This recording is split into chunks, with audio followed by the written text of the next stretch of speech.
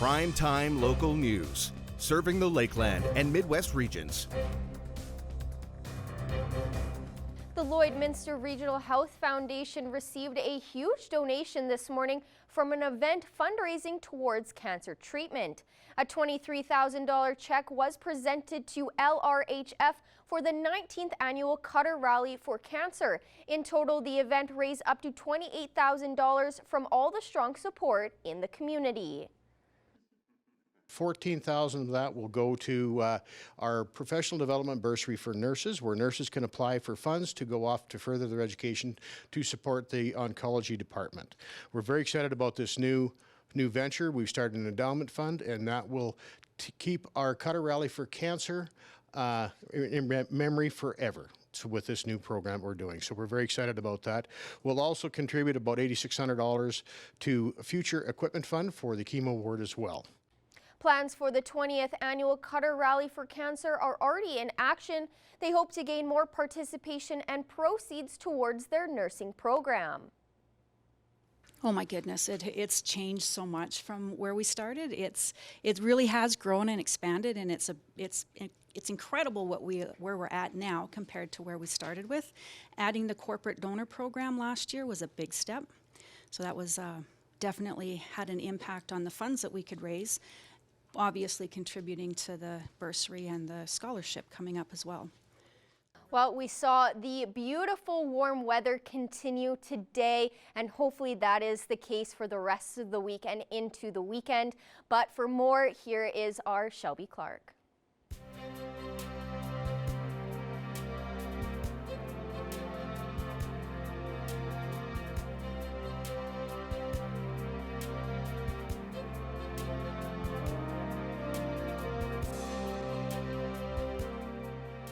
Thank you so much, Miss Abby St. John. Yes, now taking a first look at your weather forecast here in the border city.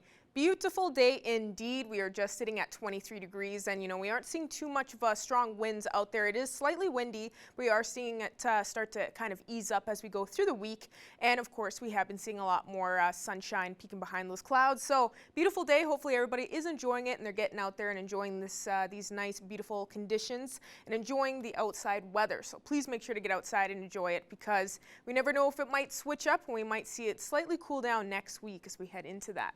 Switching over to temperatures across the region for Alberta and Saskatchewan. On the Alberta side, most spots are just seeing around that 23, 24 degree mark, just like here in the border city. Then we have some that are slightly cooler, so we are looking slightly cooler than what we were looking at yesterday.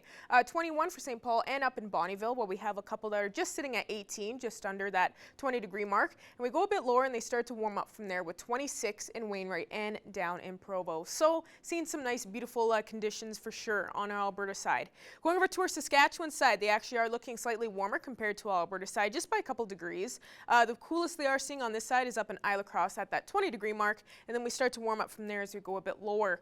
Most spots are seeing between 21 to 23, and then we go a bit lower to Maidstone, Macklin, and North Battleford, as they are seeing the warmest conditions with 25 in Maidstone and 26 in Macklin and North Battleford.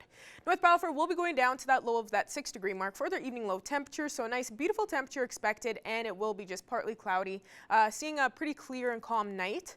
And then for their Wednesday, they will be looking at 25 for their daytime high and a mixture of some sun and clouds. So another beautiful day expected for North Battleford tomorrow. Tonight for Cold Lake, they'll be going out to that low of 6 as well for their evening low temperature, expecting a clear and calm night. And then for their Wednesday, 25 and mostly sunny. They aren't going to be seeing too much cloud coverage, so it's going to be a beautiful sunny day. Make sure to get out there and get some tanning done. I know I'm excited for that, so get out there. We're almost getting to those summer temperatures. And for us here in the border city, we will be going down to that low of that 8 degree mark, so we are going to be seeing a nicer evening low for tonight for sure.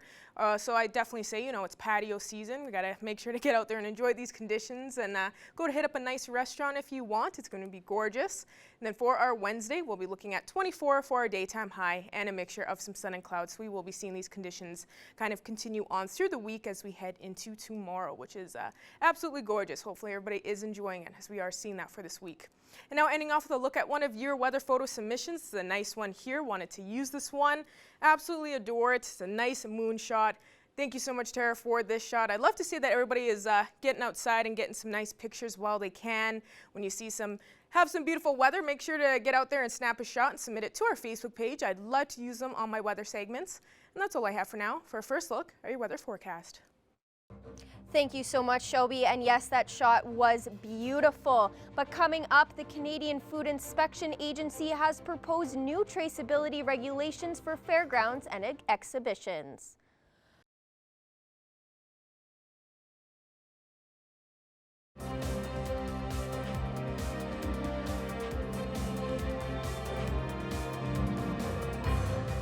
Welcome back. The Canadian Food Inspection Agency has proposed new traceability regulations for fairgrounds and exhibitions. Our Thomas Wildman has an interview with the Lloydminster Exhibition Association on their reaction to the proposal. Today we have Jackie Tomayer, the General Manager of the Lloydminster Agriculture Exhibition Association, and she is here today to talk to us about the new legislation coming down for animal traceability that is going to be imposed onto agriculture associations. And so thank you so much for being with us today, Jackie. Thanks for having me.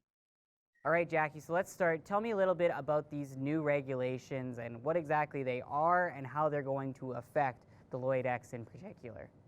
So first off, livestock traceability is very, very important. It is a great program, but what the new regulations are going to call for is that event centers or organizations like us who are kind of the in-between, we're hosting the animals on our site. We are now going to be responsible for tracking those animals when they come to our facilities. And we're different than an auction mart or, a slaughtering plant. We are just a venue where we're hosting 4-H shows, we're hosting rodeos, we're hosting bull ridings. We're not housing the animals for any length of time, typically. We're not housing the animals to then go on to some process. We are just housing them for the agricultural economic benefit of having the animals and supporting our producers and supporting our 4-H kids. So our purpose in this whole grand scheme of things is not to track the animals. We think that responsibility relies on the producer that is owning the animals. We never take possession of the animals. They are just on our properties for a brief time. So the new regulations would insist that we now track the animals as they come onto our property. And if the animals are missing a marker, a tag, then we would have to be the ones to install that marker back on the animal so that they can carry on with their life. And that's kind of the basis of it. And it is going to be a huge burden to the associations and the event centers and the organizations that are mostly volunteer driven to track these animals.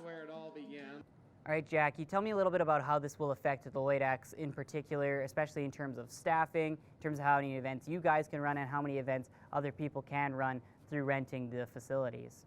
Yeah, all of those. We're going to have to probably hire another staff member just to manage this component. It's a 7-day window that you have to upload the scanned animals tags into the system.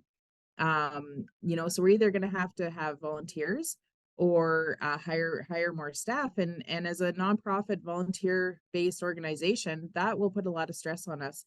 And I think on the producer side, we'll just have less people moving around doing these economic drivers for our province and our country, because if they have to get their animals wanded every time that they come onto a facility, even if it's for a 1-day 4-H show, or even if it's just a clip and wash day, right now we have lots of 4-H clubs coming to use our wash bays and get their animals ready. We're going to have a staffer here now on a Sunday morning when that 4-H club comes in to, check those tags and then get them uploaded into the system. So it will be a big burden to our association. So Jackie, tell me a little bit about how the wanding to scan the tags on the calves, how difficult that is, and especially tagging a calf, how difficult that would be for your organization as well as other exhibition associations and for volunteers to do so. I'll pick our PBR bull riding that we have at the end of every November, start of December. That is an outside. The animals are housed outside and the arena is inside, but all of the volunteers work outside with those animals. I can't imagine that we're going to want all those bucking bulls throughout the day just for a 3-hour performance, and then they're going to go back home, and then you know, these are some of the regulations that, you know, are going to be a big burden. And where does it end? You know, if we're going to start tracking these animals to a 2 hour event, you know, what animals, where does it end? Where are we going to, you know, we're doing sheep and cattle, and now are we going to do horses when they go to team ropings and things like that? And, you know, where, you know, I sat in a presentation in Ottawa last November, and, you know, the CFI agent was asked those questions and he didn't have an answer. So that is concerning, that where is this all going to end, and what is the purpose of it? And then finally, Jackie, tell me a little bit about how you guys often rent out the facilities to producers here in the Lloydminster area to sell their calves or their horses. Tell me how much this is going to affect them, especially because you guys often kind of have a hands-off approach when some people rent your facilities. Yeah, we love supporting our producers on their bull sales and their female sales and horse sales. You know, we love being the venue, and we support them with anything they need. This will be an added cost to them because we'll have to pass that along. And, you know, producers may choose not to come to the local ag society anymore to host their events there, because of the new regulations. So, or we're going to have ag associations that just won't comply.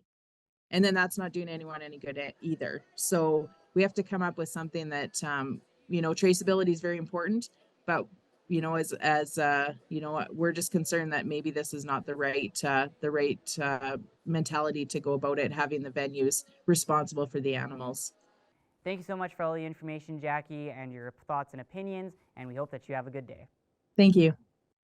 And now we're going over to our Shelby Clark once again for an extended look at your weather forecast.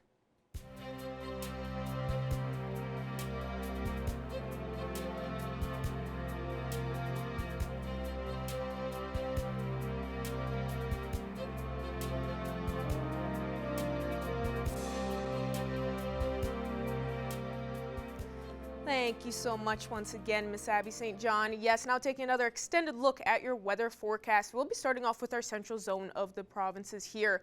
We are still, for the most part, seeing all these areas past that 20-degree mark, which is very nice indeed. Although we are looking a couple degrees cooler from what we were looking at yesterday, as some spots were even getting closer to that 30-degree mark. So we have cooled down just by a couple degrees, but, you know, still looking quite nice.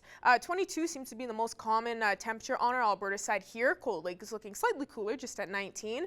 Then we have 21 up in Athabasca, and then we got 23, 24 for Rocky Mountain House, and Red Deer and Jasper is seeing the warmest condition there on this side with 25. So definitely looking pretty hot still for today. Very nice. Going back over to our Saskatchewan side here for our central zone, they actually are looking slightly warmer compared to our Alberta side. Kind of flipped the script from what they were looking at yesterday. Most spots are, of course, seeing past that 20-degree mark and even getting closer to that 30-degree mark. 26 seems to be the most popular temperature on this side, and then we have 24 over in Melfort, and then up in Meadow Lake at 22. Now going over to our northern zone, they are kind of seeing the same conditions as what they were looking at yesterday, as some spots are hitting that 20 degrees, and then the rest are just seeing around those teens, getting closer to that mark just by a couple degrees. We have 18s and 19s in the most popular spots here with Uranium City, Stony Rapids, Wollaston Lake, and South End, and the rest down in this area here just hitting that 20-degree mark. So still looking quite nice on that Saskatchewan side. Going back over to our Alberta side here in our northern zone, they are still seeing past that 20-degree mark in all these areas. Slave Lake and Grand Prairie just at 21 and 22, and then we have 22 as well up in Fort Chipewyan, and then slightly warmer for the rest of these areas with Peace River, High Level, and Fort McMurray between 23 to 25 degrees. So still looking quite warm compared to yesterday.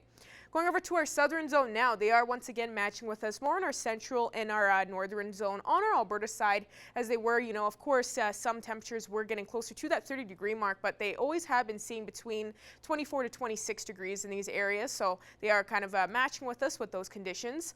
24 for Calgary and Lethbridge, while this 26, that's the warmest condition on this side with Medicine Hat and up in Coronation, and 23 over in Banff, and it's nice to see that Coronation is now looking on the warmer side of things compared to usually seeing cooler conditions compared to the rest. Going back over to our Saskatchewan side here, they have warmed up slightly from what they were seeing yesterday. 21 for Estevan and Yorkton, as they are seeing probably the coolest conditions on this end. And then we have 24 for both Moose Jaw and Regina, and 25 seems to be the warmest with Swift Current and Kindersley. So seems like all these areas here are kind of seeing just those mid-20s, which is very nice. Hopefully we will be getting some more rainfall, though, of course, with all these grass fires and the fires happening around. Hopefully we start to get some rainfall and kind of help cool things down from this heat. Looking at some evening lows on this list here in our surrounding areas, we are going to be seeing some nice, beautiful temperatures for our evening lows once again. Not really expecting any minus marks. A low of 3, Meadow Lake will be expecting, and then we start to slightly warm up. Isla Cross will be expecting a low of 5, a low of 6 expected for Bonnyville, and Provost and Paradise Hill are going to be expecting the warmest with that low of 7 to 8 degrees. So we are going to be seeing some beautiful temperatures, and condition-wise, it will be a pretty calm and clear night for all of these areas as well. Looking at our hourly forecast for our Wednesday here in the Border City, another beautiful graph there as we start off with that plus temperature at 8, and we go through the day to our mid-afternoon. We will be hitting that 23 for our daytime high, so another beautiful day expected for us here in the Border City, because as we go on through the week, we will even warm up on Thursday there as we almost head into the weekend. Friday, expecting that 20, and still expecting some sunnier days ahead. And as we hit Saturday and Sunday, we actually will be cooling down to those teens once again, and hopefully we actually will get that rainfall and help cool things down, is what we are kind of expecting, around a 65% chance on the weekend. And then we head into next week, we start to warm it back up to that 18 next Tuesday. And that's all I have for now. Our Abby St. John will have more news coming up after the break.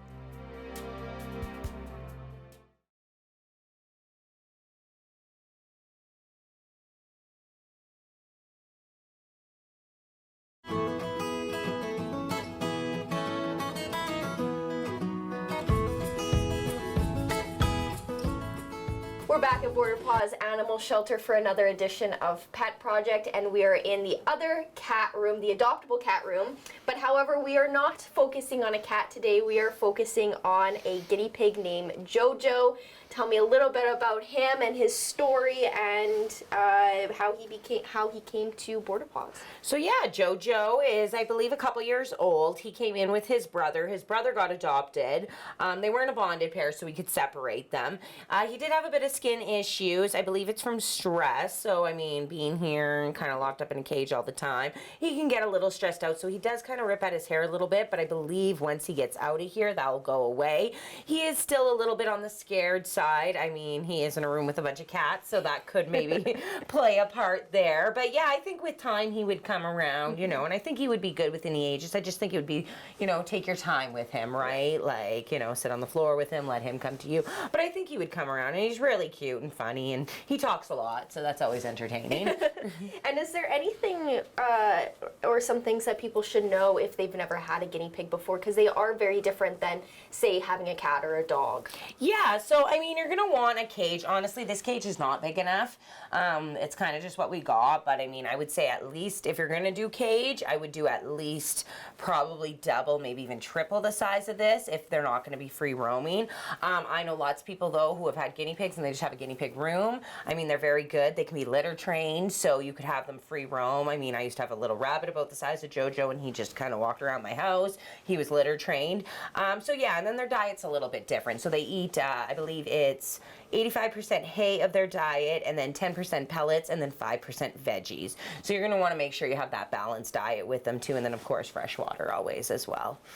Which sounds very easy, but you have to obviously take the time and do that. Right. And with the hay, it can be a little messy. So keep that in mind. You got to do a lot of sweeping with them. But they're wonderful animals to have, right? When they come around, my one friend has one, and her guinea pig sleeps with her at night, curled up in her neck. And so they're quite lovely animals. Yes, you just have to obviously take that time. Exactly. And their personality will obviously come out once they're more comfortable and they feel safe, obviously, because they are kind of skittish as well. Exactly, just like kind of rabbits too, they're kind of more skittish unless they're with their owners. So yeah, as long as you take the time with them, I think Jojo would come around and be a wonderful companion for any family. I think he'd be fine with kids, adults. Now, you have a Mother's Day event that we briefed briefly mentioned last week. Tell me a little bit about what the details on it and how long it's going for and what people should know. Okay, so yeah, we have a Mother's Day raffle. We're already taking sales for it. You can just go right to our website or on our social media, and there's a link there. It's $5 a ticket. Tate's Liquor Store donated some wine, as well as Sheepskin Loft. We've got a pair of slippers. Hot Peppers donated really, really nice purse. So there's some really good things in there, some jewelry, really cute cat jewelry holder, really cute things for moms. So yeah, it's only $5 a ticket, and that's going to run till next Saturday, I believe the 13th, and then we'll be doing the drop, I believe, after 12 that day. So you have all the way till 12 on the 13th.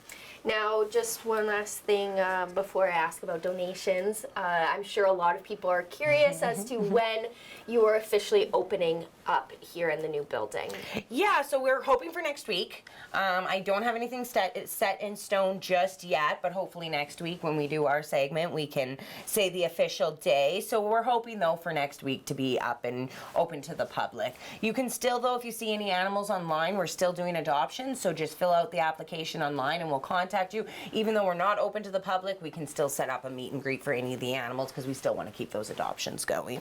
Just perfect and very exciting. Long time coming, especially for you guys. Now, any donations that you guys are in need of? So speaking of guinea pigs, guinea pig food we can definitely use, pellets as well as hay, and then anything for the dogs. We've noticed we're running kind of low on dog toys, so you can go to our Amazon wish list. It's got a bunch of toys on there, and then as well as big blankets. We can never get enough big blankets. So yeah, anything kind of on our Amazon wish list for dogs we could definitely use. Awesome. Well, thank you for joining me today, and hopefully Jojo finds his forever home. I think it's a long time coming for him as well, and hopefully he can settle in and be away from all the cats that are around him.